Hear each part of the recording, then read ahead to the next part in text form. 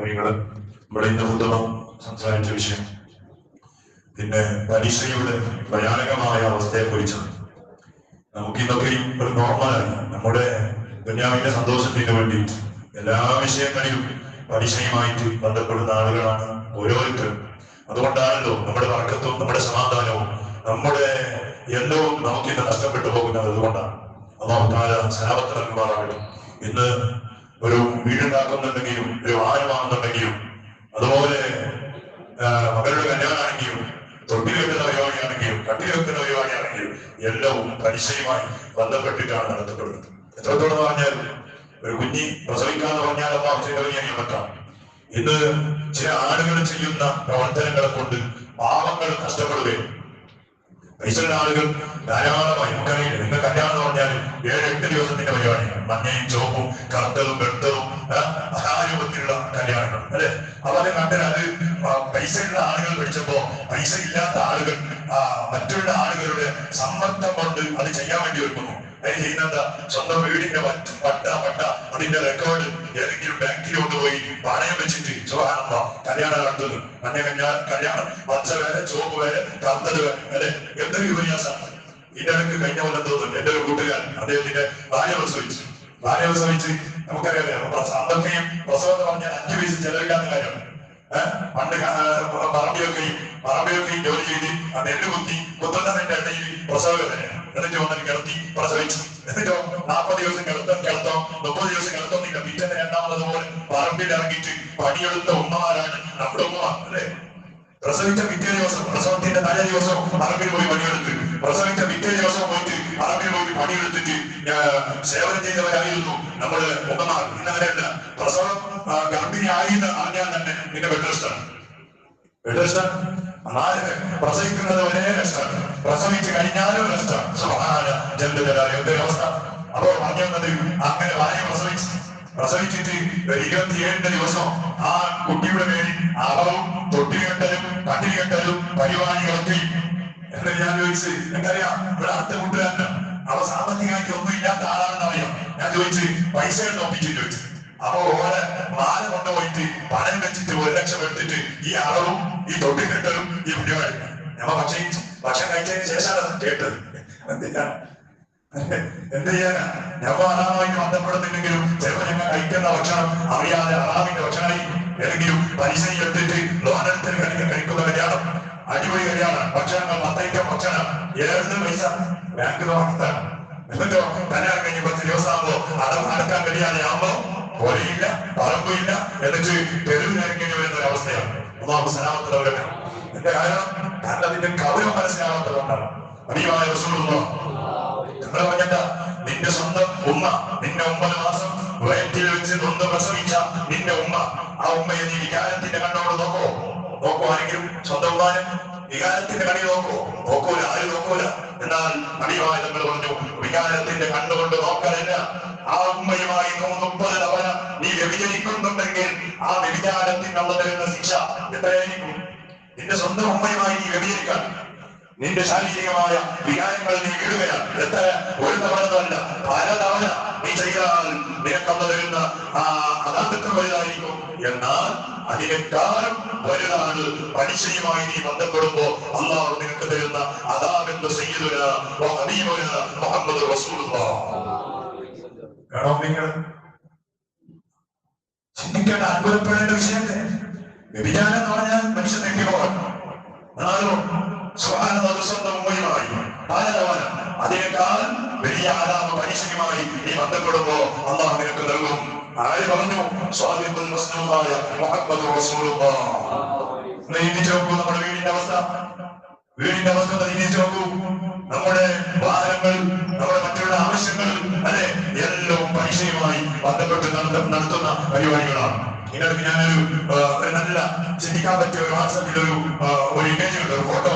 വളരെ കവറുകൾ ഇറക്കി വെച്ച കവറുകൾ അതുണ്ടല്ലോ. പഴയ നമ്മളെ ജവാത്ത് വഴി പോകുമ്പോ ഇവിടെ കവർ കാണുമ്പോൾ തന്നെ അല്ലെ സന്തോഷം ഖുഷിയായിട്ടല്ല അല്ലെ കാണുന്നവരുണ്ടല്ലോ. കാണുന്നവർ വായിച്ച് താങ്കൾ പോയാലും അവിടെ കവർ കാണുമ്പോൾ ഇങ്ങനെ പോകുമ്പോൾ തന്നെ കവറാണ്. ആ സ്ഥലം പറഞ്ഞു പോകും. എന്താ അങ്ങനെ ഒരേ കവറിന്റെ ഫോട്ടോ ഇട്ടിട്ട് അടിയിൽ ഒരു അടിക്കുറിപ്പാണ്. എന്താ?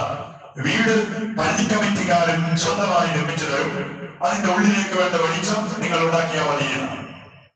വീട് കവറുണ്ട്, നമ്മൾ മരിച്ചാൽ നമുക്ക് കവറുണ്ടാക്കാൻ വലിയ വേണം.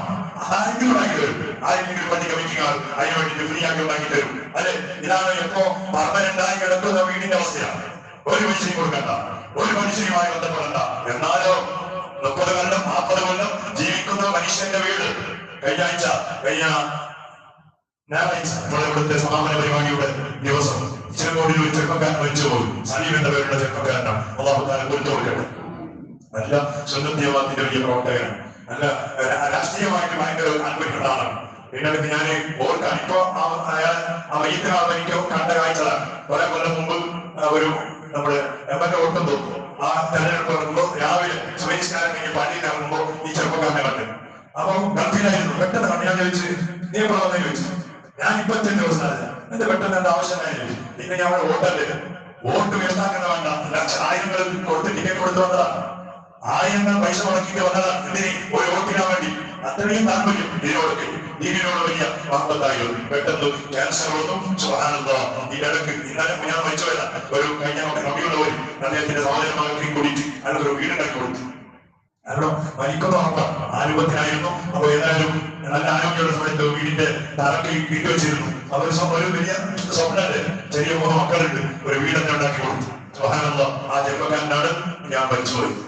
അങ്ങനെ എത്ര ആളുകൾ നല്ല വീടാണ്, ഹലാലായ പൈസ ഉണ്ടാക്കിയ വീടാണ്. പൈസ വാങ്ങിയിട്ടുണ്ട്.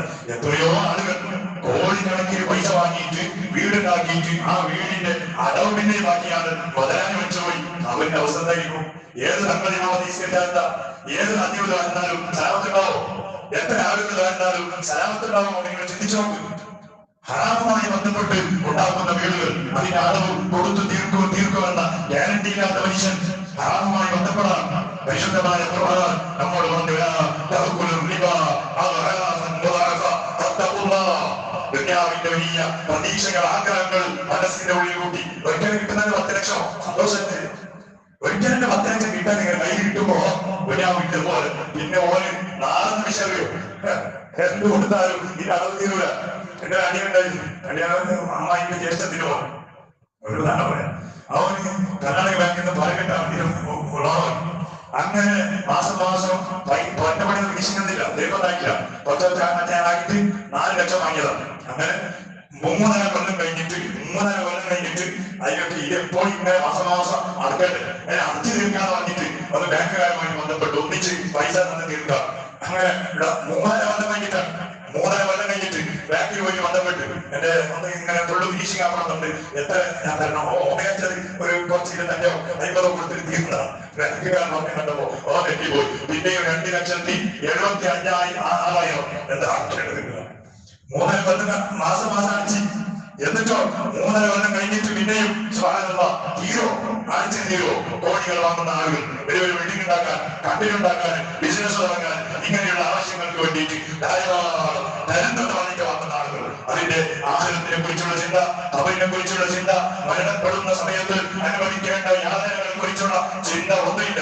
വാങ്ങാൻ എന്നിട്ട് മാസം അതിന്റെ അടവുകൾ, പലിശകൾ ഇങ്ങനെ കൊടുത്തു തീർക്കുന്ന ആളുകൾ. ജനങ്ങള്, നിങ്ങൾ അള്ളാഹുവിനെ പേടിക്കണേ. ചെറിയ വിഷയമൊന്നുമല്ല. അള്ളാഹു അഭിമാനങ്ങൾ വന്നിട്ട് അള്ളാഹു ലാനത്ത് ചെയ്തിട്ടുണ്ട്. ആര് കാരണാലും ശാപം പോവുക. ആര് പലിശ തിന്നുന്നവർ, പലിശ നീട്ടിക്കുന്നവർ, പലിശയ്ക്ക് വേണ്ടിയിട്ട് എഴുതുന്ന ആള്, അതിന് വേണ്ടിയിട്ട് സാക്ഷി നിൽക്കുന്ന ആള്, അള്ളാഹുവിന്റെ വിഷയത്തിൽ, അള്ളാഹുവിന്റെ പരീക്ഷണത്തിന്റെ വിഷയത്തിൽ അവർ മുഴുവനും എല്ലാവരും 100% ഒരുപോലെയാണ്. തിന്നുന്ന ആൾക്ക് ജാസ്തി, കൊടുക്കുന്ന ആൾക്ക് കുറവും അതൊന്നുമില്ല. അതിന്റെ ബാങ്കിൽ കണക്ക് പണിയെടുക്കുന്ന ആളുകൾ ആണില്ല, ഹറാമാണ്. ബാങ്കിന് വേണ്ടിയിട്ട് നമ്മുടെ റൂം വാങ്ങി കൊടുക്കുന്ന ആളുകൾ ഹറാമാണ്. പൈസ കിട്ടും, നല്ല വാങ്ങിയാലും ചെറിയ റൂമാണ് 50,000 രൂപ ഭയങ്കര സന്തോഷം കൊടുത്തന്നെ. കാരണം നമുക്കിതാണ് ദുനിയാവും. എങ്ങനെ കിട്ടിയാലും പ്രശ്നമില്ല, ആരെന്ന് നോക്കിയാലും പ്രശ്നമില്ല, പിടിച്ചു പറ്റാനും പ്രശ്നമില്ല. നമ്മുടെ വയർ പറഞ്ഞവർ പറയണം, നമ്മുടെ ഭാര്യമക്കൾ വയർന്നു വേണോ എന്ന ചിന്തയുള്ള ആളുകൾ സുബ്ഹാനല്ലാഹ്. ആരാ ശമിച്ചത്? ശമിച്ചതാരാണ്? അല്ല ശ്രമിച്ചിട്ടുണ്ട്. ആര് പറഞ്ഞു? മുഹമ്മദ് റസൂലുള്ളാഹി സ്വല്ലല്ലാഹു അലൈഹി വസല്ലം. ഏതെങ്കിലും നമ്മുടെ പള്ളിയിൽ വരുന്ന നമ്മോട് കൂടെ നിസ്കരിക്കുന്ന ഒരു മനുഷ്യൻ ഞങ്ങൾ ശ്രമിച്ചാൽ, ഞങ്ങൾ ഇഷ്ടപ്പെടാത്ത ഒരു വാക്ക് പറഞ്ഞാൽ അതേ നമ്മുടെ മനസ്സിലാ തളർന്നു. എന്നാൽ ഞങ്ങൾ കുറച്ച് പരിപാലിക്കുന്ന റബ്ബുൽ ആലമീനായ അല്ലാഹ് ഞങ്ങൾ ശ്രമിച്ചാൽ എന്തായിരിക്കും? അവര് രക്ഷപ്പെടാൻ കഴിയോ? ഈ ദുനിയാവിൽ നമുക്ക് സമാധാനത്തോടെ സന്തോഷത്തോടെ ജീവിക്കാൻ കഴിയോ? ആഖിറത്തിലെത്തിയാൽ അടിവായ തങ്ങളിൽ നിന്ന് സ്വർഗ്ഗം വാങ്ങാൻ കഴിയോ? കഴിയൂല. അതുകൊണ്ട് ഖുതുബ പറഞ്ഞ മുഅ്മിനീങ്ങളെ ചിന്തിക്കണേ. റമദാൻ വരുന്നുണ്ട്. ഈ റമദാൻ കുറേ നോമ്പ്, ഖുതുബ ഖുർആൻ, ദിക്ർ, റമദാനിന്റെ ദുആ, സ്വതക്ക അവനെ കൊടുത്ത് രാത്രി 2 മണിക്ക് വന്ന് നിസ്കരിച്ച് നീ അടവടക്കുന്ന ആളാണ്. മാസമാസം പരിചരിച്ചിട്ട് കൊടുക്കുന്ന അതിന്റെ അടവ് തീർക്കുന്ന ആളാണെങ്കിൽ നിന്റെ താലി കൊണ്ട് നിനക്ക് ഗുണം കിട്ടൂല. നിന്റെ ദ്യാവങ്ങളിൽ നിനക്ക് പഠിക്കൂല. നിന്റെ ഖുർആനോത്ത് നിന്റെ കൽവിൽ ഉള്ളിലേക്ക് കയറൂല. അതിനു വേണ്ടിയിട്ട് റജബിന്റെ പുണ്യ ദിവസത്തിൽ നമ്മോട് പറയാ, അതൊക്കെ നിങ്ങൾ വിരമിക്കുക. അത് വിടൂ. ഉള്ളവരാണെങ്കിൽ തോമ ചെയ്തിട്ട് എങ്ങനെങ്കിലും ആരെങ്കിലും കടമെടുത്ത് മുമ്പിൽ അതിന്റെ വിടാൻ വേണ്ടി ശ്രമിക്കുക. കടം കൊടുക്കാൻ വേണ്ടിയാണ്, കടം കൊടുക്കാൻ വേണ്ടിയാണ്. അതാണ് വലിയ മുസ്ലിം. പണ്ടത്തെ ആളുകളൊക്കെ ആയാലും എങ്ങനെ കടമെടുത്തിട്ട് അവരെ കാര്യങ്ങൾ ഒപ്പിച്ചു പോയിരുന്നവരായിരുന്നു. എന്റെ കടം കാരണം തട്ടിപ്പ്, കോടികൾ, ലക്ഷങ്ങൾ തട്ടിപ്പ് നടത്താൻ കൊടുത്തിയ വാങ്ങിക്കൊടുക്കുന്നില്ല.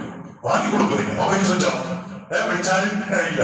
പിന്നെ പരിചയമില്ലാത്തതുപോലെ ഇങ്ങനെ വിളിച്ച ആള് പിന്നെ ഏതോ ഒരു നാട്ടുകാരനെ പോലെ കണ്ടെങ്കിൽ അറിയുന്നില്ല. കാരണം ആരോഗ്യത്തിന്റെ അവസ്ഥയാണ്. അള്ളാഹു മുഖ്യമായിട്ട് നമ്മുടെ നമ്മുടെ സാമ്പത്തികമായ ഇടപാടുകൾ ശുദ്ധീകരിച്ച്, നമ്മുടെ കൽബ് ശുദ്ധീകരിച്ച്, സ്വഭാവങ്ങൾ ശുദ്ധീകരിച്ച് അള്ളാഹുവിന്റെ രൂപത്തിൽ റമദാനിനെ വരവേൽക്കാനും അവരെ കൊണ്ട് ധന്യമാക്കാനും വളരെ നമുക്ക് നൽകട്ടെ. ആമീൻ.